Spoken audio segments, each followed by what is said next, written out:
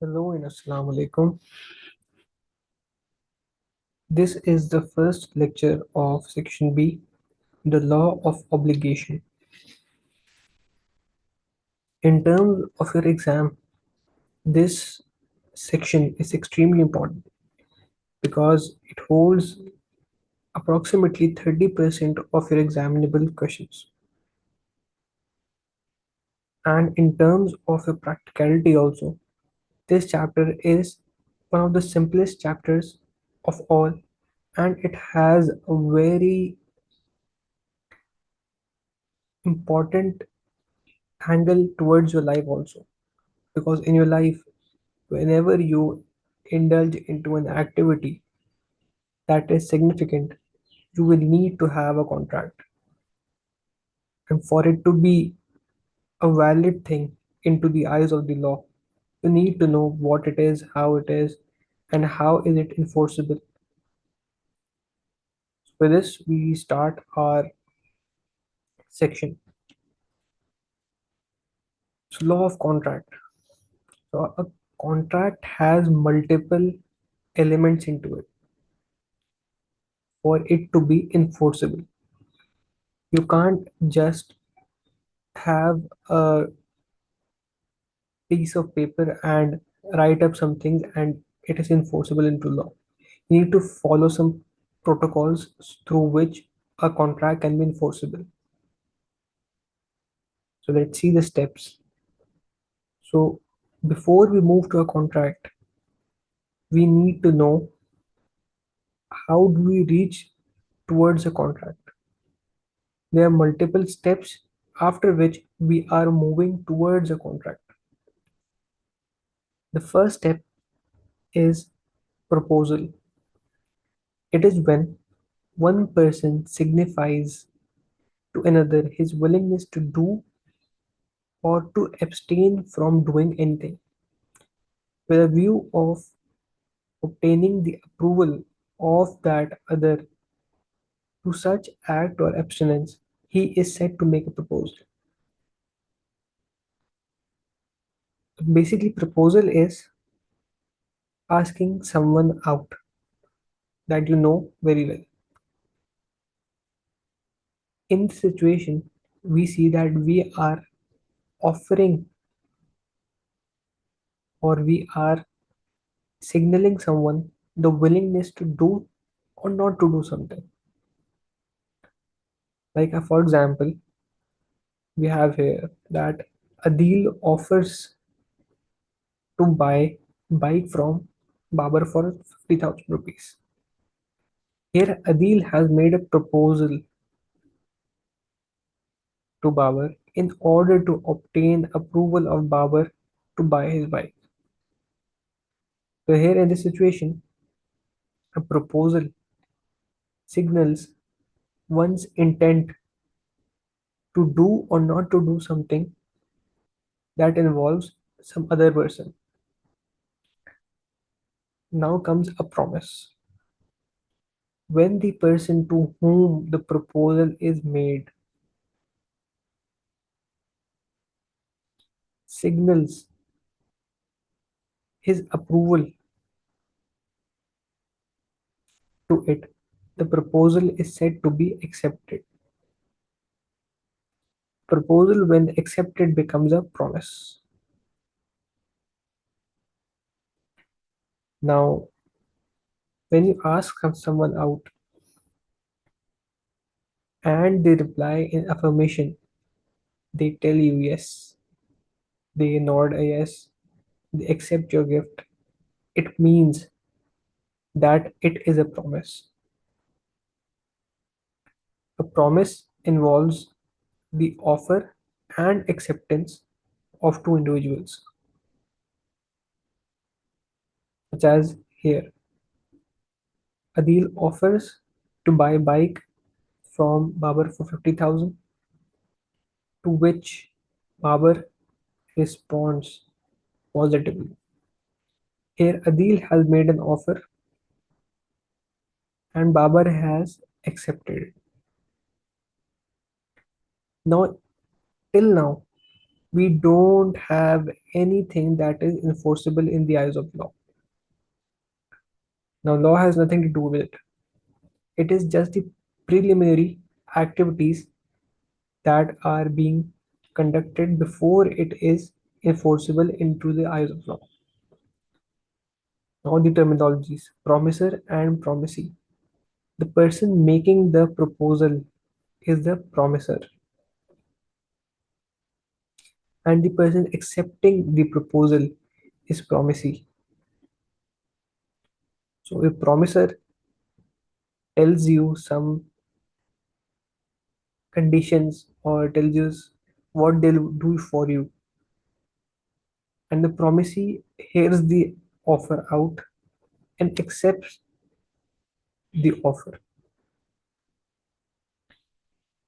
So continuing the same example, Adil offers to buy a bike from Babar for 50,000, to which Babar responds in positively.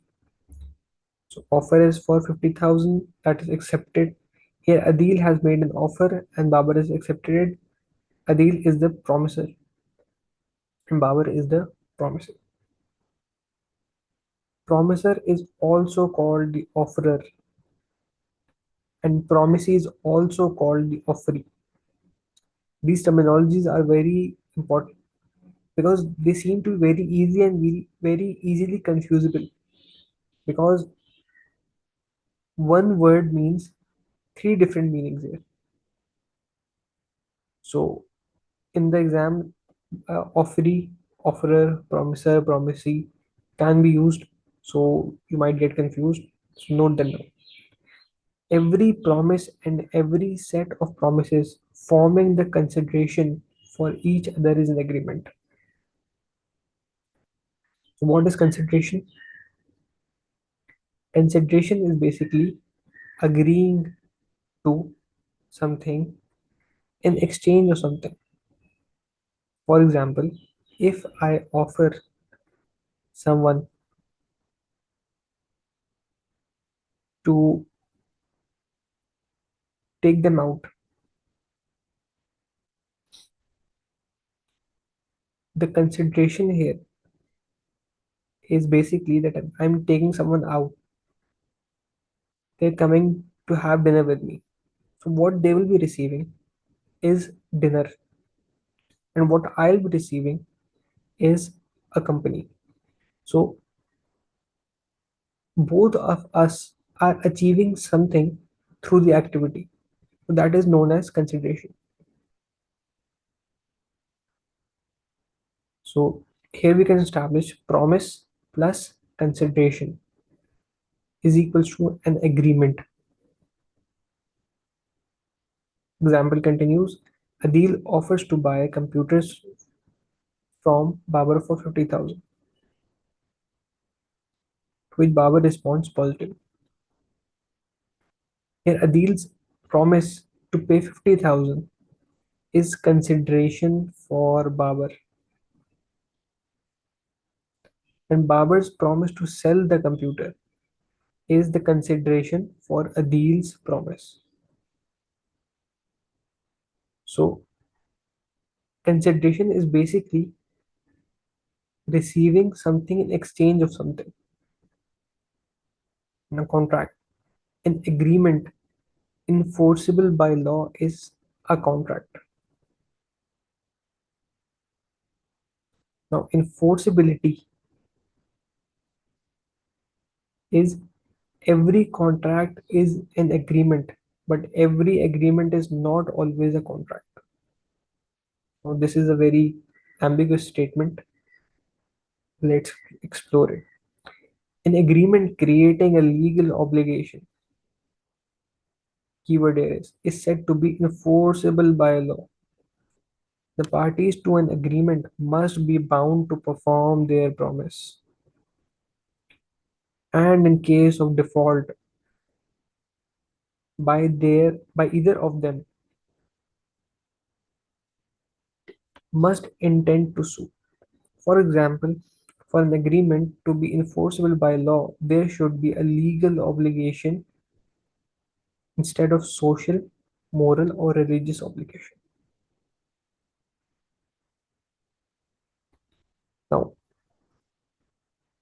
Let's take a simple example. I ask a girl out. She accepts my offer. Now, this is a promise, and we promise to spend our lives together. Now, we are having consideration as well. So, we are having an agreement. We are mutually agreeing to something. Now, when we are mutually agreeing to something, we are having a social obligation or a moral obligation to take care of each other. Till now, law has nothing to do with this relation. But as soon as we get married, we get registered as a married couple, the promise becomes enforceable by law. Now, it is my legal obligation to treat my wife well, and I have to take care all of for all of the necessities that I promised. Now, if I don't perform the obligation, the girl can sue me. If I default from the promises that I have made, I can be sued, and I have to fulfill the obligation that the court then assigns me. So, enforceability is basically the legal obligation to perform something. A social or a moral obligation is merely a perspective for some people or socially important for some people. For example, if someone invites to a party, now it is a social obligation. It has no standing in the eyes of law. You don't go to the party, it is not an issue that can be held up in the court. Or someone invites you to their wedding and you visit there and you don't give them something. It is a moral obligation, not a legal obligation. Or you have to visit your church on weekends, or you have to pray 5 times a day. It is a religious obligation. You won't be held accountable into the eyes of law if you perform or do not perform from these activities. Example here, Adil offers to sell furniture to Baba for 50,000. Consideration here is 50,000 for Babar, and for Adil it is furniture here.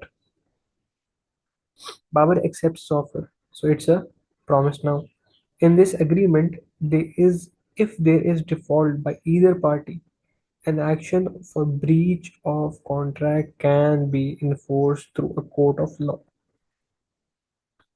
provided all essential elements of a valid contract are present in this agreement. In case of a social or domestic agreement, the usual presumption is that the parties do not intend to create legal relationship. But in commercial or legal business agreement, the usual presumption is that the parties intend to create legal relationship unless otherwise agreed upon. Adil invited Babar on a dinner at home. Babar accepted the invitation. It's a promise. It is a social obligation, a social agreement. If Adil fails to serve dinner to Babar, then Babar cannot go to the court for enforcing the agreement. And similarly, if Babar did not turn up, Adil cannot go to the court for enforcing the agreement. So it is a social agreement. It has no legal standing. But if it was for a business purpose or a commercial purpose, it would have been served as a legal purpose. Now, contracts. A contract is a legal binding agreement between two or more parties. that can create mutual obligation enforceable by law. Mutual obligation means both the parties are now entitled to do something in exchange for something. Contracts are foundational to business, commerce, and everyday transactions, providing clarity and legal certainty to all parties involved. So, it is a way through which you can ensure that what you have been promised is given to you, or what was agreed upon is enforceable through that person directly, or if not, then by the court of law. There are five elements of a contract: offer and acceptance, consideration. Offer and acceptance is one person offering something and the other person agrees to that conditions. Consideration is getting something in exchange of something. Intention to create a legal relationship, as I discussed earlier. Capacity and legality. I'll shortly summarize them to you. I ask a girl out. It is an offer. She agrees to it. It is an acceptance. Now, what we are both getting out of this? We're getting a relationship. Now, I intend to create a legal standing of this relation. I'm willing to marry. Now, can I bear the expenses of marriage? Can I uh, have the appropriate resources to comply with the needs of marriage? And that is known as capacity. Do I have the appropriate amount of resources available to make this relationship work? Because once I am into it, I have to comply with the terms and conditions. And legality. Am I of the legal age, or the legal I do I have the legal standing to make this legal agreement? This is the short form of a contract. Now there are multiple details through which there are multiple conditions in each step of a contract. So let's go into it. Number one, offer. Offer is the proposal by one party, the offerer or the promiser, to another, that is the offeree, to enter into a legal binding agreement on specific terms. It is essential component of forming a contract. Now, characteristics of an offer: clear and definite terms. The offer must be explicit and not vague. Everything should be crystal clear in the terms and conditions. If you are going into business with someone, there is no space for ambiguity there. Then the intention to create a legal relation. The offerer must intend for the offer to be legally enforceable. The offer must not contain anything that is illegal, or must not be just for fun. It should be to create a legal relation. Now here we are moving into corporate world. In corporate world, when you are offering to buy something or offering to do something, it needs to be serious thing. It needs to create a legal obligation so that each party is held accountable for their actions. Now, communication. The offer must be communicated to the offer. Then, acceptance. The offer becomes binding once the offer is accepted by the offeree. Okay. Types of offers: express offer. Clearly stated terms, either in writing or spoken words. I will sell my car to you for 10,000. Now everything is mentioned here.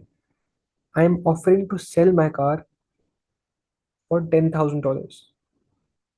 Now, still, we have some details missing, the details of my car. But considering the situation, the person knows how my car is and what my car is. So, I'm offering to sell it for $10,000. Now, implied offer, inferred from the conduct or circumstances of the parties rather than explicitly stated. What does this mean? A bus stopping at a station implies an offer to carry passengers for a fare. But there is some things, some situations where the other party doesn't need to speak up or make it clear that what are they offering. Their offer is implied at that situation. Implied means already present. If a bus is standing on a bus stop, it intends, it is basically offering to transport you to one place to another for some certain fare. So there is no need for the bus conductor or the bus driver to explicitly tell you that we are going to take you. They are going to take you, they are there for that purpose. And another example is the police service. If police station is there in your county or your state, then it is there for a purpose. It is there to offer you assistance. So it is an implied offer. They are offering their services and it is present there. You don't need to have an explicit writing or explicit statement of the service that are in the police stations. Now, specific offer made to a specific individual or a group, and only they can accept it. Now, in the two situations above, in both the situations, the offers are open to everyone. Now, I want to sell my car to 10,000 for $10,000. Anyone who comes up and pays me $10,000, I'll sell my car, no issues. In an implied offer, anyone who sits into the bus and pays fare are allowed to avail the offer for the service. Now, in specific offer, we are targeting a specific person or a specific company, and we are only offering them to avail a service or get into business with us. For example, I will sell this book to John. Now we are targeting one person here for $20. One general offer made to public at large. Everyone is eligible to participate or accept my offer. Anyone who fulfills the terms of the offer can accept it. A reward offer to finding a lost dog. Anyone who finds it can avail the offer. Now, counter offer. When the offeree responds to an offer, when another party comes to us and responds to our offer with a modification or new terms, effectively rejecting the original offer and creating a new one. Now, whenever we offer goods into the market, some people come up and they bargain. They come up with another situation, a barter, for example. So, initial offer that I made that I want to sell my car for $10,000 is now nullified. It is out of the game. Now, a new offer is into the play. For example, one person comes to me and tells me that you're offering to sell your car for 10,000, I'll pay you 9,000. Now, my initial offer of 10,000 is eradicated, and now the new offer that is offered to me is $9,000 or Other person comes to me and tells me that I have a car that you are looking for. So let's exchange them. So the offer of 10,000 is nullified. And now a new situation is here for me, whether to accept the other party's offer or not. And standing offer. Standing offer is a continuing offer that remains open for specified period or until revoked. It can be accepted multiple times. For example, a supplier offering goods to a retailer over a contract period. A hotel has a contract with vendors. So till the contract expires or is revoked, the suppliers will continue to supply goods to the hotel. So it is a standing offer.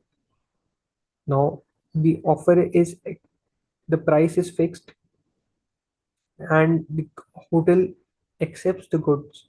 So the contract is applied multiple times. Now cross offer. When two parties make identical offers to each other simultaneously, unaware of the other's offer, these are not considered valid offers until accepted. Example: two people independently offering to sell the same item at the same price. Now, for example, I have a car that my brother and I own simultaneously. We both have pinched in money and we bought it. Now we are both willing to sell it. Now, two people independently offering to sell the same item at the same price. Now we are willing to sell. I have offered $10,000 to public that whoever wants to buy it for 10,000 can come. My brother has also offered it for 10,000. Now it is a cross offer. And we both are simultaneously offering other people to buy our car, and we don't know that my brother is doing so. So we both are unaware of the situation,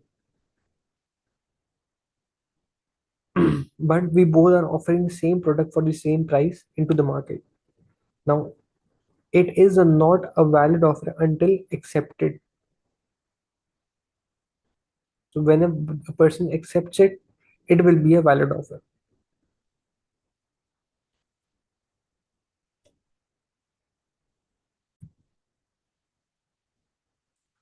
Now, for example, we have me and my brother.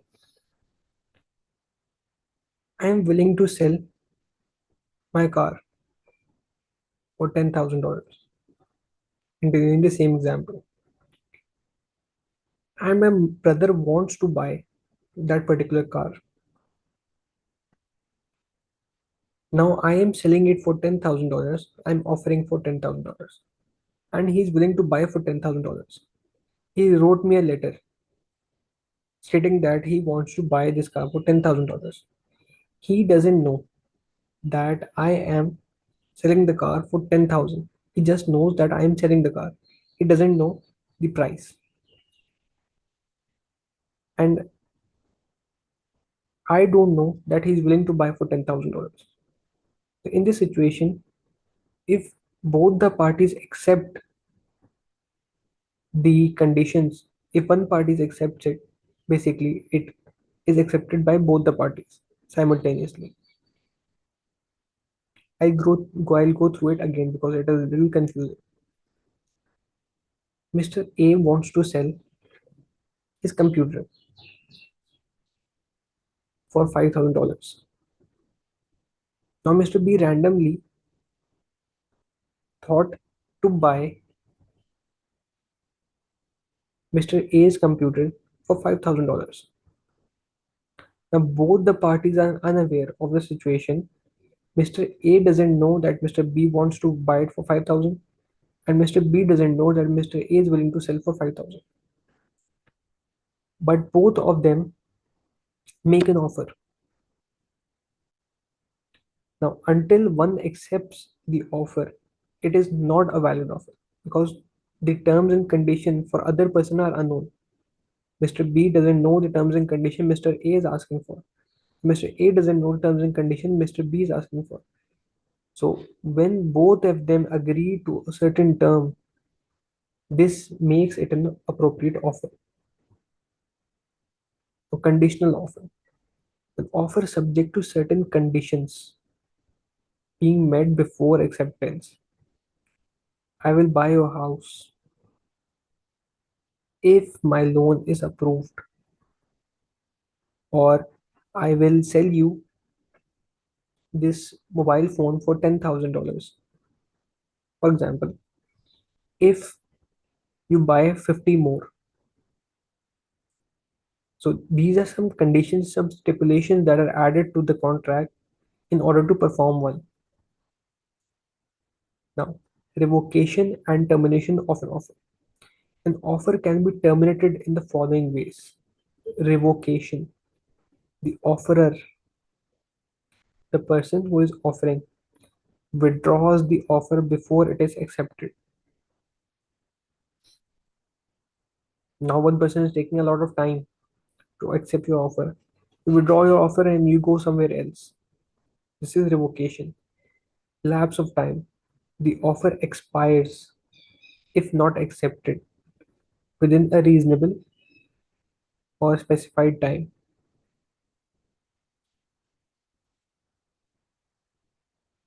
An example of situation where a bus is standing on a bus stop. It is an implied offer that they are offering services for traveling. Now, if you don't get upon it on time, the offer is expired now because the bus has left. So this is a lapse of time. Now rejection. The offeree rejects the offer. The offeree is the person who is accepting the offer. So if he doesn't accept your offer, then it is not a valid offer. Counter offer. A new offer by the offeree ends the original offer. There is a situation where I was offered 9,000 for my car instead of 10,000. Debt or incapacity. Now my car is burned. Now I'm unable, I don't have the capacity to offer someone to sell my car, or I die, so there is no one to sell the car. So I am incapable of doing so. An offer as a starting point of contract ensures that all parties are clear about the terms of their agreement and sets the foundation for enforceable obligation. So this is the first step towards a contract, and it is through which a contract or agreement established and is enforceable obligation. Now we'll continue our acceptance in our next lecture because it is going to be a lengthy one then.